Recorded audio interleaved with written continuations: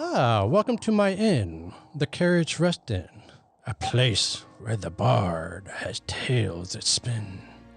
As our weary travelers struggle to find their role in this world divided with souls that are full. Trust, confusion, loyalty are a greater foe than any arrow sprung from a bow.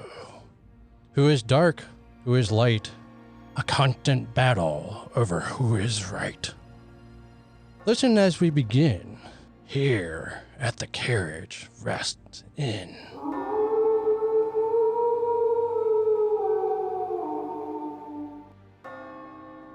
Hello and welcome to another episode of Carriage Rest Tales. I'm your host and Dungeon Master, Mike. We are finishing up our special episodes with who's in the studio with me today? Well, it's Sam, and I'm playing Woods, the elven, paladin, ranger, demigod, diva, lost, torn apart soul. What happened? Why are we not? Go back quickly, go back. We can still save them. What are you doing? Well, no, we can't. You can't so just. Pelor, we cannot save them. You can't just leave our supporters, our worshippers. I can. They trust us. I know, but we can't. We will die. Then we'll die with them. No, we can't. We can't die with them. We have a greater cause. We need to save.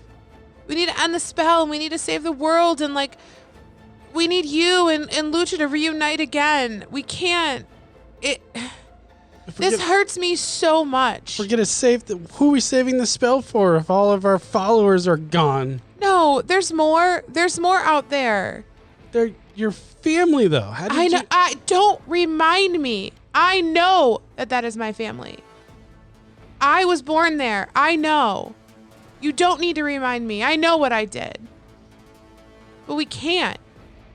I can't do it. I can't do it. I will die there. And I know I can't die there. And she just hears Lucha in the back of her head. You're right. You can't die there. You're made for more. You need to continue fighting. They will survive. It's okay. And she just feels this huge pull between the two of them. And how does Woods feel? Woods is very confused. She's very sad. Just her whole, she literally knows her family is dying. And everyone that she grew up with, her entire being is back there, and they're fighting for themselves, and she feels horrible that she can't protect them. But she knew if she stayed there, she was going to die. Mm-hmm. She's so weak right now. She could not defend them all. It feels like they're getting stronger. It feels like the Genoa are stronger than what they used to be. And that's kind of starting to scare her a bit. And for the first time, she feels like, although it was really difficult, she made the right decision. And she made a decision that was bigger than her and bigger than Pelor itself. Okay.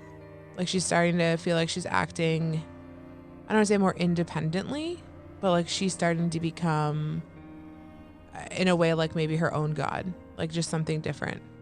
Okay. So I'm going to say in your background head, you still hear Lucha and Pelor arguing. Mm-hmm. Pelor, you can feel the anger radiating from her, and you sense that Lucha is dampening that, trying to protect you, Woods, from the wrath of that god.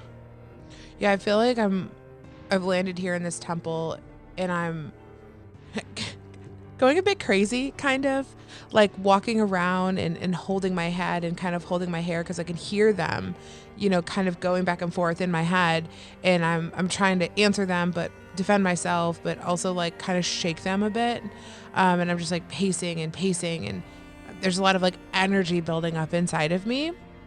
And I keep looking down, and the right side of my body, it starts is pulsating in that gold, that white light. And then I look down, and my left side of the body is kind of more in that like moon colored, soft white light. And my body feels like it's like just pulsating with power. Okay, I need you to stop. Stop. Sopolar and Lucha. I need you to stop. I did the right thing. I couldn't protect them. I couldn't save them. I can't save them. I need you to stop, please.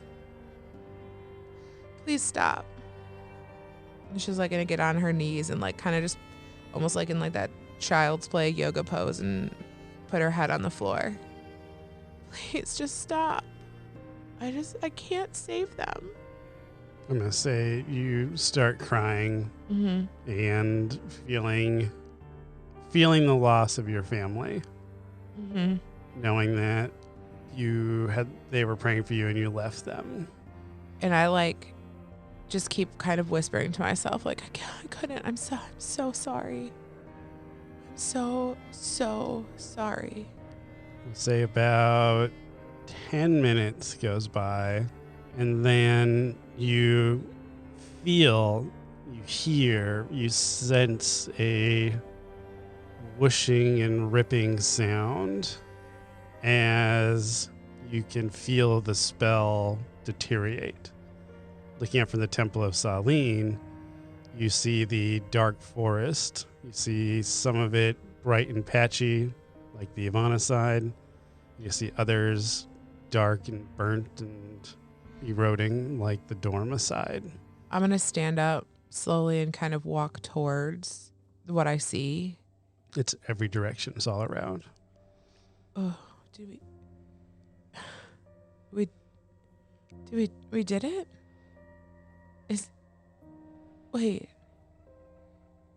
Did Nomas, did he do it? And like a tear is like running down her cheek, and she's just so overwhelmed and proud of the fact that her friends did it. Like they ended the spell, what they were supposed to do. And see, so Valar, I told you we could do this. Now we can build back and we can create one world. You kind of get silence from the goddess, but you sense I'm going to say dread. You sense that there's still stuff left undone. I think. And go ahead and roll a history check. 8. Yeah, you don't know it yet. Yeah, but I do feel like as Woods is like spinning around and like there's a wave of gratitude. It's quickly followed by some major anxiety because now she's like, oh shoot. Like, are the worlds actually going to be one? Is there now? And she's starting to panic a bit. And with her in panic, and she feels like she needs to do something. Like, so it's now time to do. So she's going to kind of take a look at her body and survey, and she's not in the best of health. She knows asking Lucha and Sopolar to heal her is just not something that Sopolar's basically not talking to her. Lucha, she can feel Lucha using her power to protect her and to keep more damage from Sopolar happening to her body. So she is going to do mass cure wounds on herself at a level 4. Does that take off some of your, is it 1d4? Yeah, it's just 1d4. Off your permanent hit points as you're reaching to use the goddess's power to upcast this. Yes, so she does not have a choice. 1, 5, 6. 6 and 7 is 13. And 1 comes off. So At least you rolled low on that one too. I know. Okay, well, she did one of her. Okay, this is what it is. It is what it is. It's what we're doing here. She's going to do a quick check on her sickles. She remembers kind of from her fight last time that light affects dark, dark affects light. So like being conscious of switching her sickles, and she's going to stand there for a minute and kind of flip them back and forth within her hand and kind of practice that a bit. I'm going to say you don't get any health loss, but your light sickle, when you touch it, it is very like hot to the touch and like stings your hand. Yeah. Well, when you're a paladin and you piss off your god, she like says that out loud. Oh, well, that tracks. But she Woods knows that Silfleur is going to come around, and she knows she's doing this for the greater good. And although she's really, really sad and tucking away that part of in her brain that her entire village is probably burning at this point, she knows the only way to like move forward and to like save all of humanity. She has such a god complex. Is to finish what they started, right? and she knows that she's the one that needs to do it. As you are flipping your sickles around and getting used to switching and alternating hands and all that stuff, you go ahead and roll a perception check. 18. You are quick enough to pick up that there was a small creature stalking you and is now running up behind you. And you're able to flick your sickle around and you slice through this fox to know that was trying to sneak up behind you. And with that, I feel like she's back in the game. Like, I think her head's straight. She's ready to go. And she's pulling a little bit of Silfleur's aggression and starting to kind of funnel that. And it feels like Lucha's letting some of that through.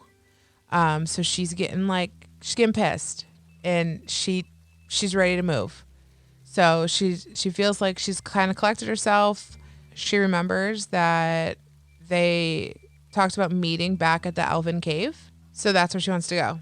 She wants to head back there and meet up with the guys and then figure out, once again, what do we do now? Like, what's the plan? The pillars have fallen, the spell is broken, or it looks like it is breaking. So now what do they do? And she has this suspicion that she's going to have to fight the Harbinger in Benson, and she's slightly concerned about that, given her current state. Go ahead and roll another. I'll let you do survival or history. Tell me which one you're doing, though. I'm doing survival, and I got 14. When you first exited the Temple of Saline, you were a little not in the right mind because of the grief that you're going through. Confusion, grief, all that. Now you're starting to get that mindset, okay, we need to start moving again. I just got attacked by something. This isn't over. You're starting to look around, and even with your 14, you're having difficulty placing which direction to go. The reason being, even though you are a ranger and you are in the woods, it looks so different now since the last time you were here. Because Dorma and Ivana in this area have overlapped. So some of the times you're seeing, oh, that looks familiar from when I was at the temple last time, or, oh, this also looks familiar over here from when I was in the dark forest fighting that dragon. But I don't see any people. Like, I haven't seen any creatures outside of that Denoa. We'll say after that first Denoa attacked you, you are seeing some forest creatures like squirrels, rabbits, birds. You're also seeing Denoa. Some of them are pretty small. Some of them are a little bit larger. You think back and remember that this is where you got the bow of Saline, and you currently don't have a bow. But then you remember, I think, I might be adding things here, but I think you left your previous bow at this temple. I don't think you took it with you. I mean, I would have had to. I didn't take it with me. Yeah, I don't think you took it with you. So with that kind of jog of memory, and she looks down at her sickles, kind of does like a pat over, I'm going to go explore the temple for my old bow. Okay. And see if I can find it. Go ahead and roll a investigation. 11. 11. Okay, so you were able to find your old bow just fine. You were able also to find 11 arrows. Ooh, arrows have never been a problem of mine. We've never really tracked them. Oh, I do. Oh, you do? I Okay. track. Listen, for all the listeners out there, I track my arrows all the time. I never tell you. I assume I just always go and pick them up unless, like, I know, like, that one broke or it went over a cliff or, you know what I mean?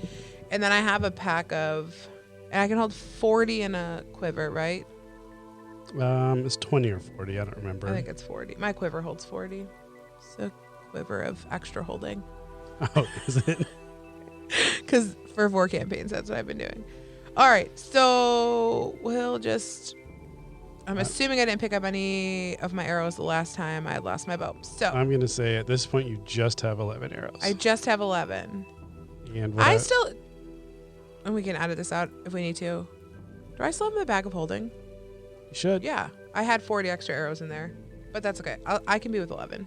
Basically, what I want from you, you said you're going to Cave Town.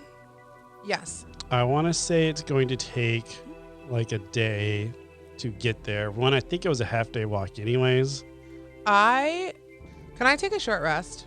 Sure, you can do a short rest. Yeah, I definitely Spend the night at the temple, basically. I want to do that. I want to spend the night at the temple because I feel like I casted Cure Wounds on myself and it didn't do anything. Didn't quite do as much as you wanted. Didn't do as much as I wanted. And now I feel like I found my bow and I'm kind of playing back through the history here of us all being together and here and like how I got Lucha's bow in the first place. And I kind of just realized I need a minute.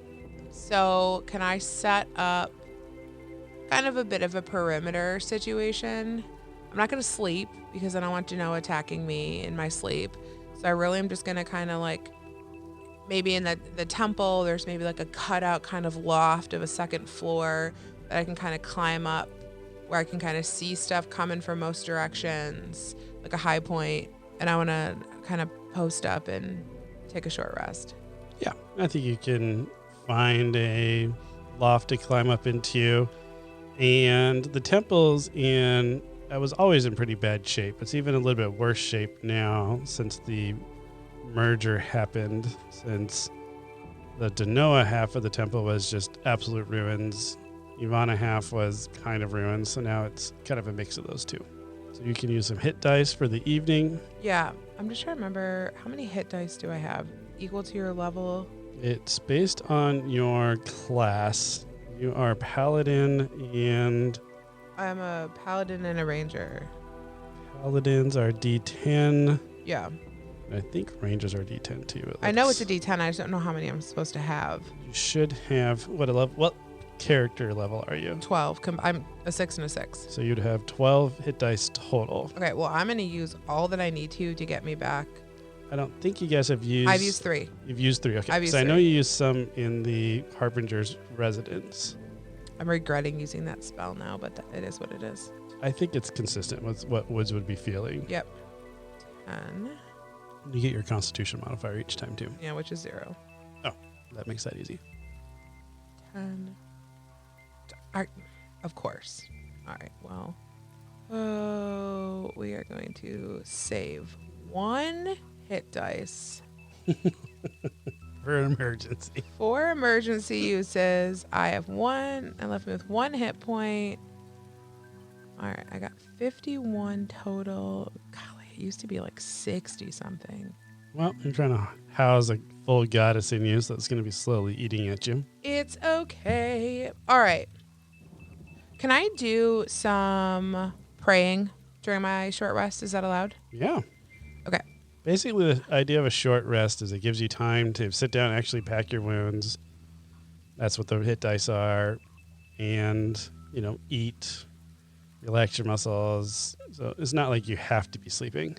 Yeah, definitely in that bag of holding, getting out my trail mix, getting out my beef leather, my salmon fruit leather, all the things that I have going on in there. And we're just going to sit down, fix myself up, have a snack. And I think we're going to go cross-legged, take a lot of deep breaths, and maybe do just a bit of meditation. She doesn't want to get anything too deep where she loses touch with what's around her. But she's gonna start with Lucha.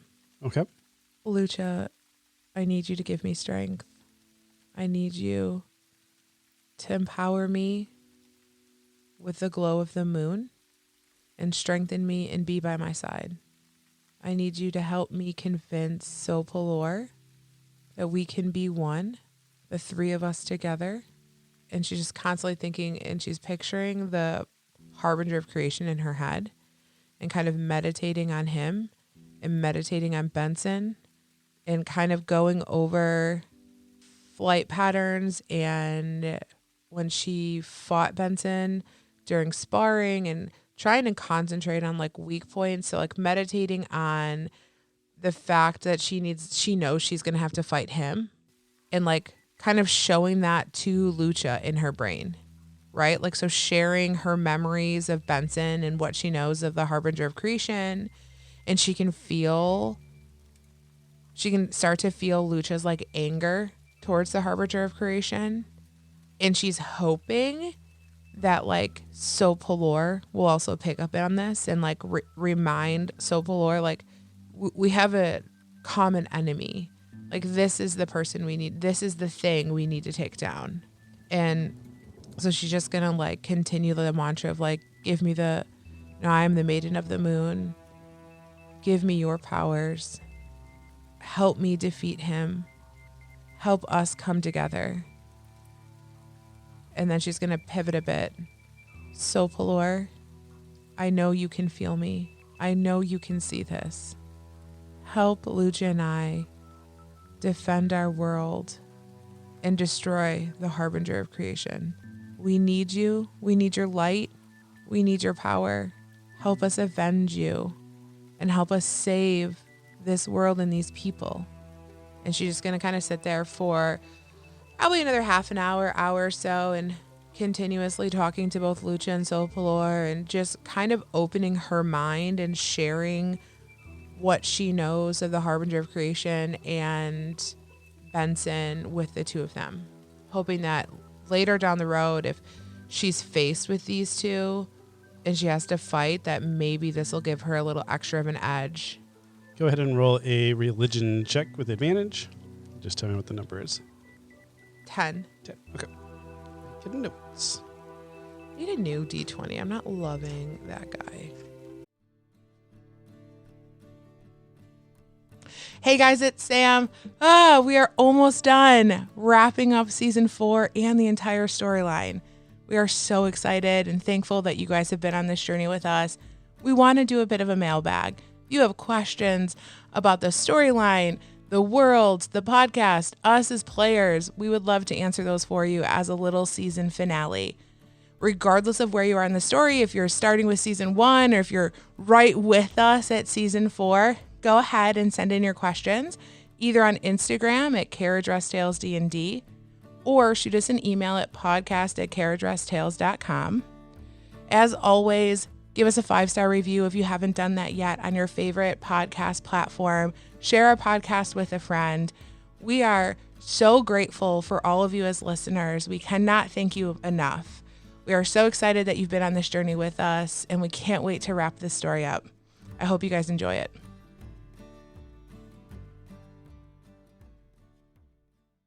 Next morning comes around. First off, while you were hiding out meditating, you would have seen woodland creatures and Danoa scampering around through the woods.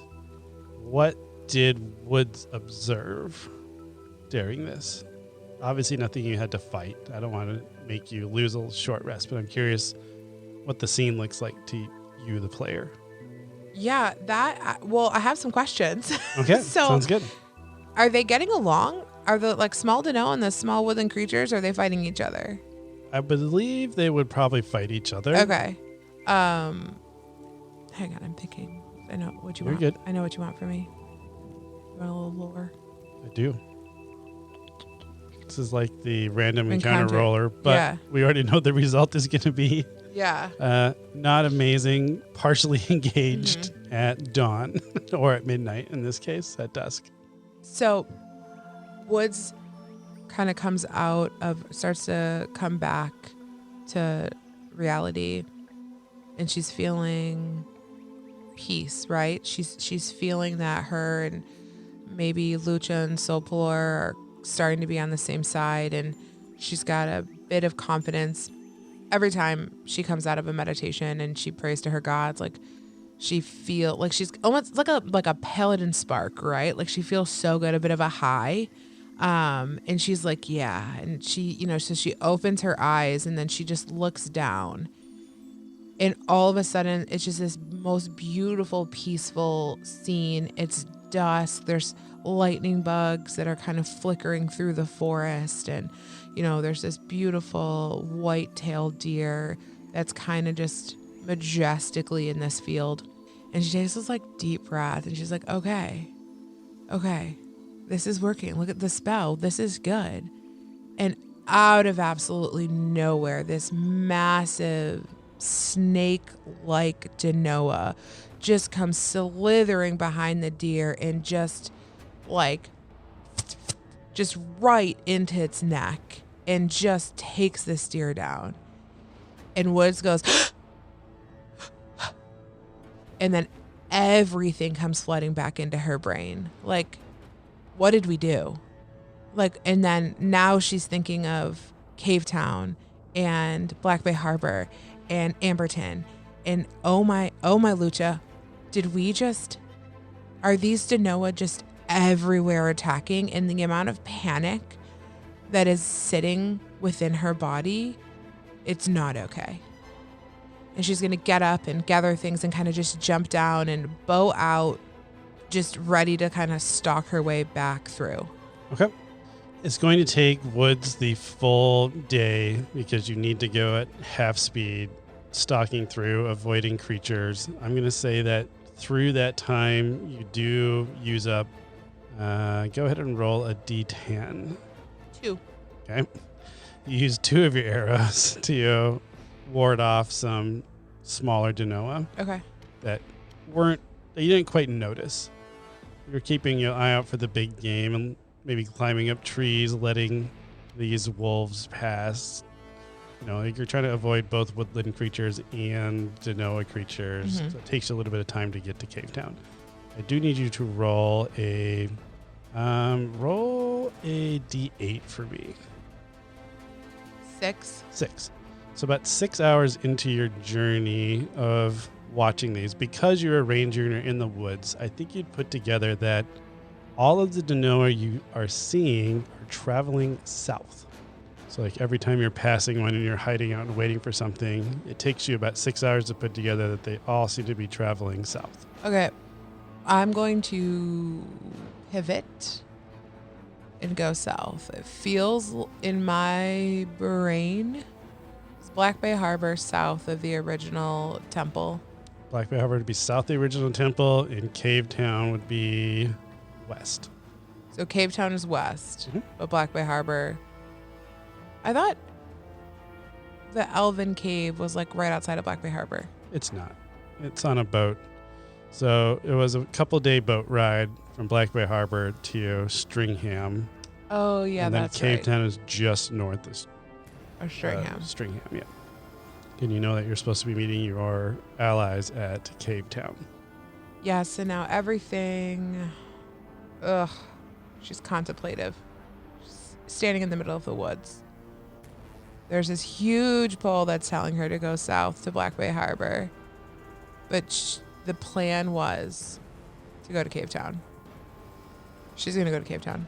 Okay. She's going to go. She is unsure what Nomus is going to do, but she feels like Vaso will be there.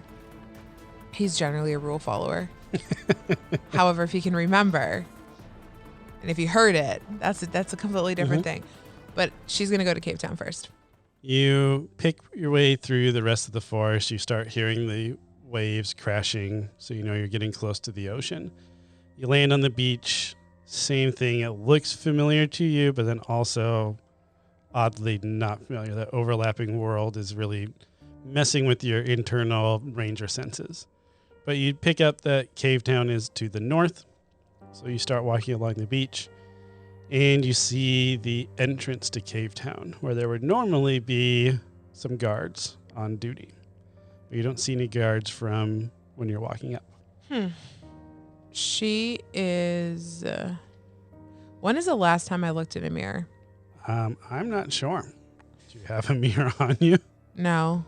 I'm trying to I guess you would always have your blades. You could maybe... kind of just look at I'm going to pull up my sickle and look at my reflection and pull one hand over my head and realize that she has not done the best job maintaining her disguise, right? So she was religiously shaving her head before and making herself not look like the wanted posters everywhere. And she realizes now her hair has grown in.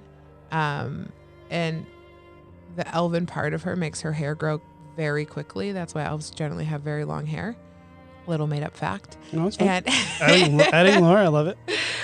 so her hair is starting to poof out into the fro that she had, and it's 3 or 4 inches, and she is upset at herself that she forgot and she was careless enough to let herself look anything close to the wanted posters that are still plastered all over. So with that, she's going to take a little bit extra care and go a little slower and try to stealth kind of through the streets of Cave Town.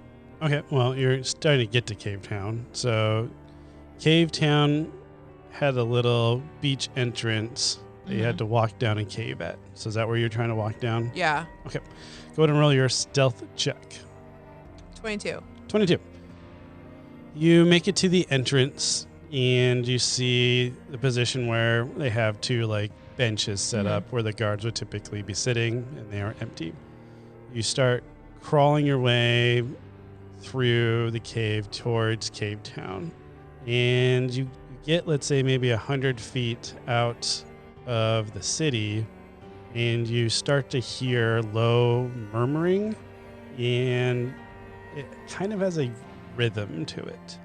Am I attracted to it? Do I feel drawn to the sound? I don't think you would. Maybe Lucia might have some pull towards the rhythmic sounds that you're hearing. Okay, I'm going to investigate it and kind of follow the sounds. You make your way into Cave Town proper, where it was more of shanty town. They were still building it up, but it definitely looked better than when you were last here.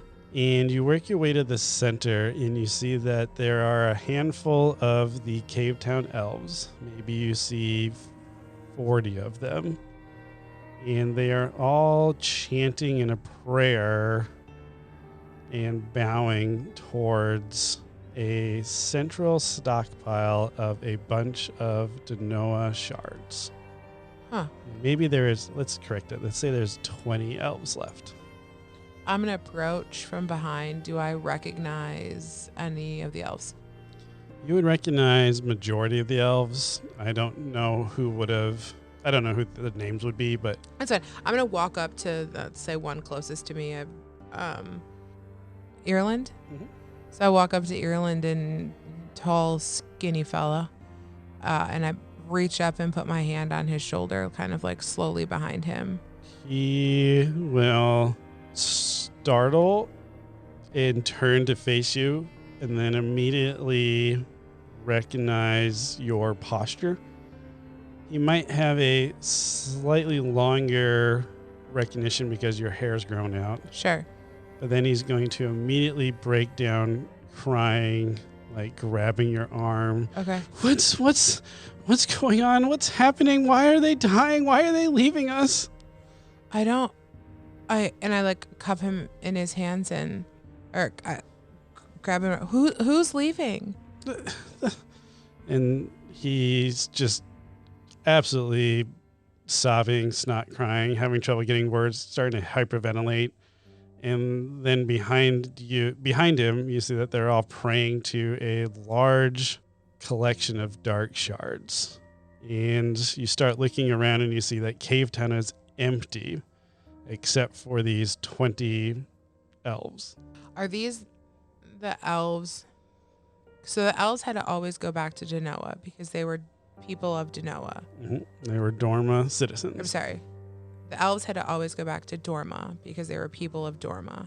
They were Dorma citizens. So now, because the worlds are combined, they can't survive here? Go ahead and roll a history check. 9. You are very confused. Where's your chief? Where's your The chief. He's just pointing at the. who's in charge? Who's the matriarch of the tribe now? I don't know. It was so sudden. It was. Has anyone else perished, or did it just all happen at once? It all happened at once. It was about a day ago. Yeah. Okay, but nobody else has perished. It was just that one time, right? That one horrid night. It's just, and he's gonna start breaking down again. Okay, I'm just gonna hold him for a while and kind of just like pet his head and let him cry, and kind of just rack my brain as to what this means, and is there a way to fix this? Can these dark shards be combined with light shards? How do we fix this? As you're sitting holding Erland, he's rocking, hyperventilating, crying, confused.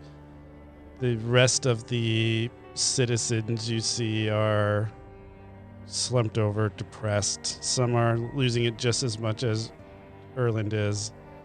And then you see one figure start to necessarily give orders, but have a little bit more direction. And they have, for the lack of the better words, like wheelbarrows.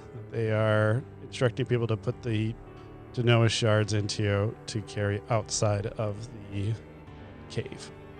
And then you remember that in Dorma, when the citizens pass, they remove the shards so they don't turn into Denoa. So they separate them.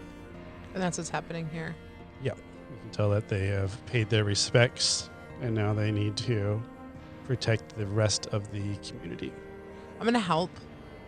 Okay. I'm going to spend a couple minutes, some time, couple hours, whatever. I say it'd probably take a couple of hours because Yeah. they do want to spread them out. They don't just pile them up because then they know that's going to create a Denoa. And I feel like also these are Woods' friends, right? So she's epically sad. And as she's kind of walking through and passing people, there's hugging, there's, arm holding, and but she feels responsible for this. Now she's not going to tell them that, No, you're good. right? But she definitely is starting to feel some sort of, I don't want to say guilt, but those same feelings that when she left her town and left those people to die, like she's starting to have those same types of feelings here. So as you're having those feelings and you're thinking through your friends at Cave Town, you drop the wheelbarrow or the handle of the wheelbarrow as you are struck in the face emotionally. As you think back to, one of the Cave Town elves, we'll call her Lynn. You're remembering talking with her about their experiences in Dorma and all that. And then you remember when you were in Castrum, you teleported, you cast that giant moonbeam to destroy the pillar. And you remember a elven person staring at you while you were casting that spell. And etched in your memory, that elven person in Castrum looked exactly like Lynn.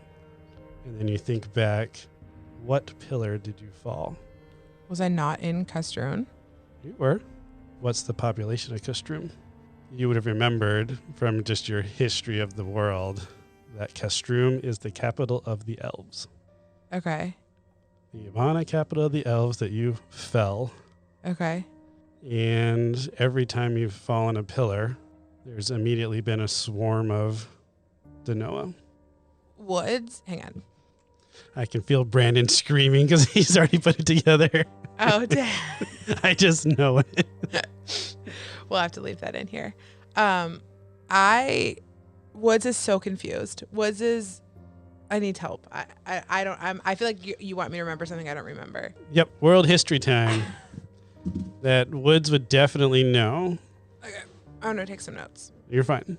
Okay. When somebody in Ivana dies, what happens to their other half? They die. They get Wardina. Wardina'd. Where are the Cavetown elves from?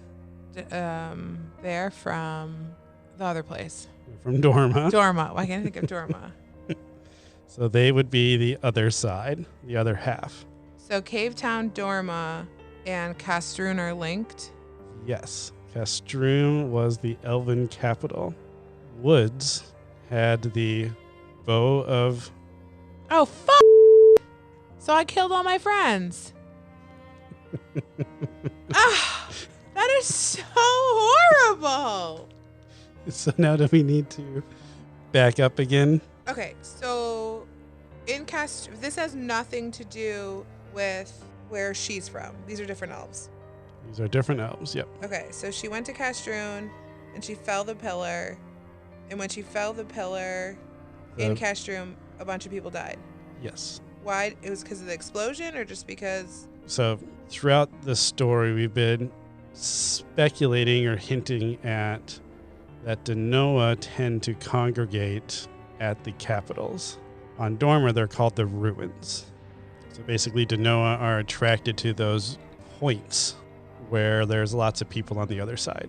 Does that make sense? Like a magnet pulling them there? So whenever a capital falls or a pillar falls, well, now there's two worlds are combining in that spot. So now there's just a lot of Denoa present. Okay, and they kill all the people in the city. And so they overrun the city, which is what we've seen when we fell Trin, Amberton, I guess. So the Cavetown elves used to live on the other side of Castrun. Well, they just lived in Dorma, but their other halves are all in Castrun. Are all in Castrun, yep. Which is why you would have recognized Lynn, which is why I was putting you that up. Okay, so I just murdered all of my friends. Not on purpose. I understand that. I let a lot of people die. Okay. Okay. Ding. As you are carrying your wheelbarrow, helping distribute the ashes, you are thinking back to all your relationships and enjoyment hanging out with these Cavetown elves. And you remember, one of the little girls in the village called Lynn that just was fascinated with you. And then you just immediately stop walking, drop the wheelbarrow handle as you come to a realization that when you were in Castrun casting that massive moonbeam to destroy the pillar, you remember a elven child staring at you wide-eyed with the exact face of Lynn. Woods sees this picture of this girl in her head and automatically just drops the wheelbarrow. And it feels like complete shock is taking over, and she's seeing double as she looks around, and oh no. Oh no. Oh my God. Oh, I did this. I killed my friends.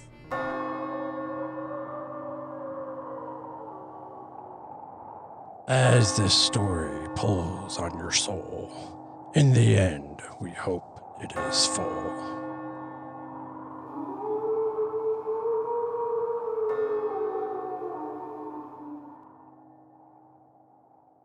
Hey guys, it's Mike, your host and Dungeon Master at Carriage Rest Tales. I just want to say thanks for taking the time to listen to our podcast. It really means a lot to us.